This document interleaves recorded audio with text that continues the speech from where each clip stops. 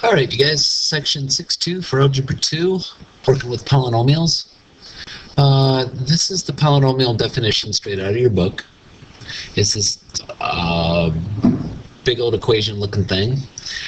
Don't necessarily get so worried about this. This is something that it makes sense to me. I understand what it says. I understand how to read it. But this is the first time you guys are going to be seeing something like this, so I don't want you to necessarily get freaked out by what the symbology is actually saying. A couple things to remember. F of x is really just a y value. Okay? It's just a fancy way of writing y. This is just a coefficient. It's a number in front of the term. And every polynomial that you guys have written up till now, or seen up till now, has been written in standard form. Or at least it's supposed to have been written in standard form. That's the way the expectation is. Looking at the exponents, I want you guys to notice that the exponents get smaller as you go down. So actually this n1 is x to the 0. All right? It's never written because remember, anything to the 0 power is worth 1, so it really doesn't need to be there. I'm just illustrating the point that the exponents are decreasing in size. And that's all this says.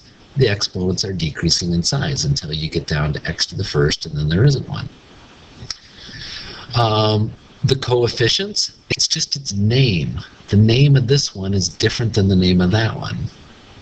And this one, a sub 0, is the end term. Notice there's no x with it. A sub 0 is the constant term. It's just a number that's written on the end, like the 7. This is the a sub 0 term. All right? Okay, so to make a polynomial, it says exponents are all whole numbers. So the exponents. So you can't have x to the square root of 2, because that's not this exponent's not a whole number. You can't have x to the a, because it's not a whole number, it's a variable. You can't have x to the negative 1. It's not a whole number. Okay? So all your exponents have to be whole numbers. Not so bad. Leading coefficient, constant term, the degree. The degree is the biggest exponent. The degree is the biggest exponent. A polynomial function is in standard form if its terms are in descending order of exponents from left to right. Okay, so we already covered that too. Decide whether these things are polynomials or not.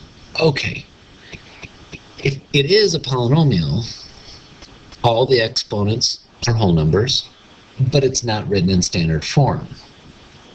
Okay, so yes to a polynomial, even though it's not written in standard form. All right, they're trying to trick you on this one.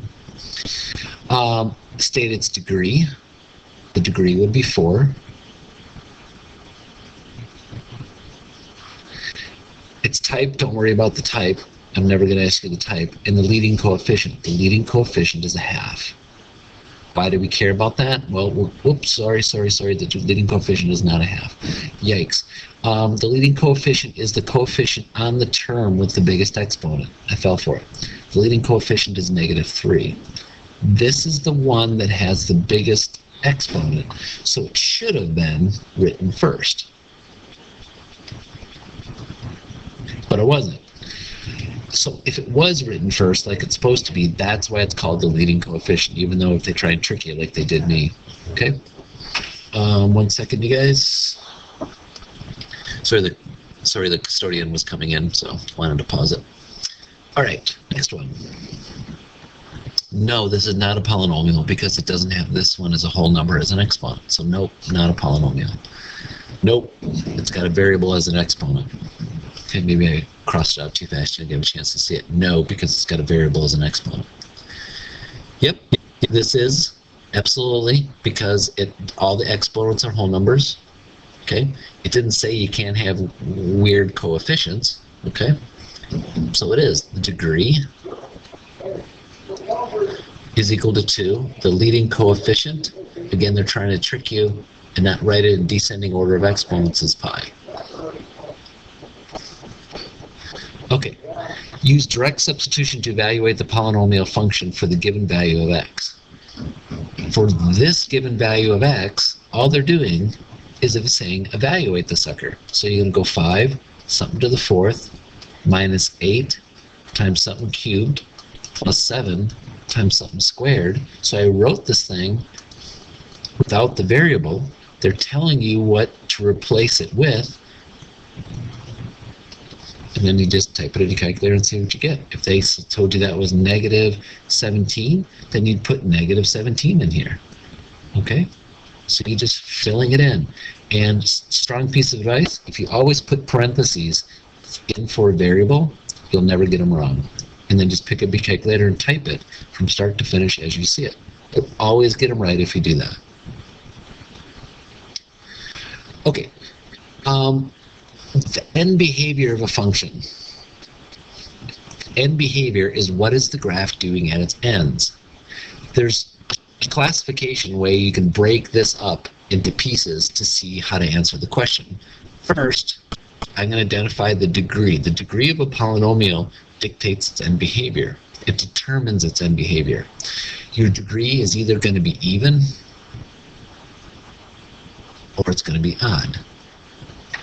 Okay, I mean, if I had 3x squared plus 5x, 1 second, you guys, someone's knocking at the door. Okay, what's the degree? Degree is 2. So the degree is even. Okay. Now, if I gave you negative 7x cubed plus 5x squared plus 4, the degree is 3, so it's odd. Your degree is either going to be even or it's going to be odd. Okay? Now, we're going to look at the leading coefficient is either going to be positive or the leading coefficient is going to be negative. The leading coefficient is either going to be positive or the leading coefficient is going to be negative. Now that's going to determine, this information is going to determine what its end behavior is. Now, before I tell you how to figure that out, I just want to say this is how the book is going to ask you to find your end behavior. So to read it to you, what it's saying, this is really your y value. Your y value does what, or goes where, as x goes really far left. As x goes far left. As x goes, that's what that arrow means. As x goes really far left, where did your y value go? I personally think this is written backwards. I think it should be written as x goes really far left, your y value does what? And then there's the blank. Okay, that's my infinity symbol. Negative infinity. Okay. All right. What I'm going to require you guys to do is write left-hand end behavior is such and such, and the right-hand end behavior is such and such, and there's going to be a blank there. Rather than writing all the symbologies, just tell me the left hand is what and the right hand is what. Your choice is either going to be infinity or negative infinity. You're always going to fill one of those two numbers in the blanks. Okay? To show you what the end behavior is going to look like, assuming that you have an even degree polynomial and a positive leading coefficient. If I ask you to graph x squared, your graph is going to look like this. Positive leading coefficient of 1. If I ask you to graph 3x squared, it's a positive leading coefficient of 1. Your graph is going to look like this. If I asked you to graph negative 3x squared, it's going to be the same graph, just turned over. Okay? If I asked you to graph x squared plus 6x minus 2, wherever that graph is, I can guarantee you it's going to look like this one because your leading coefficient is 1 and the degree is 2. It's going to look like this wherever that graph goes. If I gave you x to the 4th, it's going to look very parabola-like. Excuse my sneeze. Whew. It's going to look somewhat like a parabola. The main thing you need to get out of it is both ends of the graph are going to be facing upward. X to the 6th,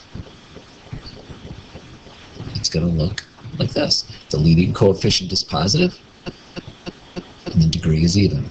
So x to the 8th plus 6x to the 7th minus 4x to the fifth, blah, blah, blah, blah, blah, and so on, it's going to look like this.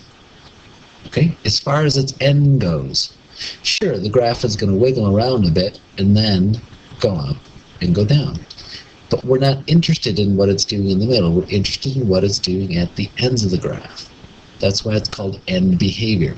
All of this stuff that's here is going to cause it to wiggle in the middle.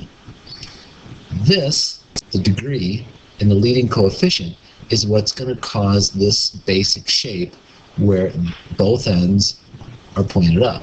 What it's doing in the middle is determined by this other stuff. Okay? So for an even degree, leading coefficient is positive, your left-hand end behavior, as you go really far left, your y values are going really high up. Your right-hand end behavior, as you go really far right, your y values are also going really high up. So both end behaviors are the same because both ends are facing up. Leading coefficient is negative, it's even degree, both your ends are down. So your left-hand end behavior is negative infinity. And your right-hand end behavior, as you go really far right, your y values are going really far down, is also negative infinity. So your end behavior for even degree polynomials are either both positive infinity, because the leading coefficient is positive, so both ends are up, or they're both negative infinity, because your leading coefficient is negative, so they're opening down. Okay? Odd degree polynomials. Odd degrees like x cubed, 5x to the fifth, 7x to the third minus 4x squared plus 6x plus 11. This one is going to resemble this graph. Whoops, one end is down, one end is down, one end is up. This one end is down, one end is up. This one end is down, one end is up. Okay. Notice the left-hand side, because the leading coefficient is positive, the left-hand side, as you go really far left, the left-hand side is going really far down. The right-hand end behavior, as you go really far right, the right hand goes really far up. So they're opposite in sign. The end behaviors are opposite in sign. The leading coefficient is negative. It's going to cause it to turn this direction. So your left-hand end behavior is going to be negative infinity. Whoops. Said that backwards. Sorry about that mistake. As you go really far left, your y values are going really far up. It's positive infinity. As you go really far right, your y values are going really far down. So your right-handed behavior is negative infinity. Notice they're switched. Okay? I always jokingly kind of call it now, because I'm from a different generation than you guys, is that odd degree polynomials look like John Travolta dancing because it's in an odd shape. Travolta looks odd.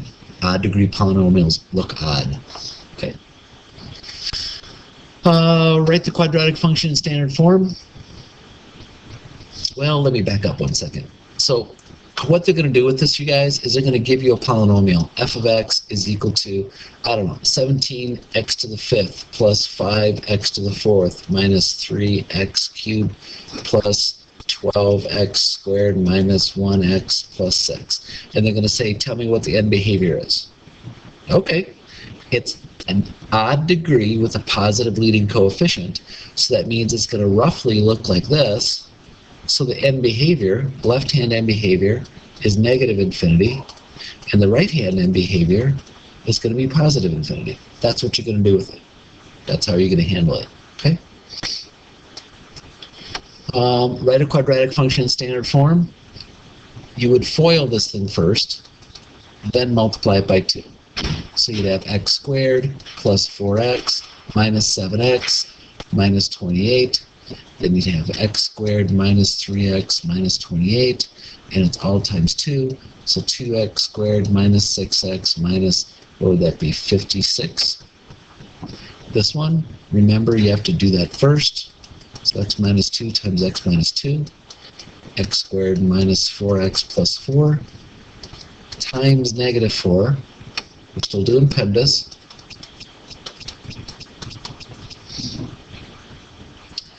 So you have to take care of this multiplying. You're coming down it. You're taking care of this multiplying or dividing before you take care of this adding or subtracting outside.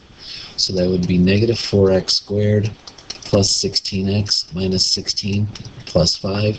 Now you can take care of this. And then that would be your final answer written in standard form. Okay. I think that's the last one. Yep.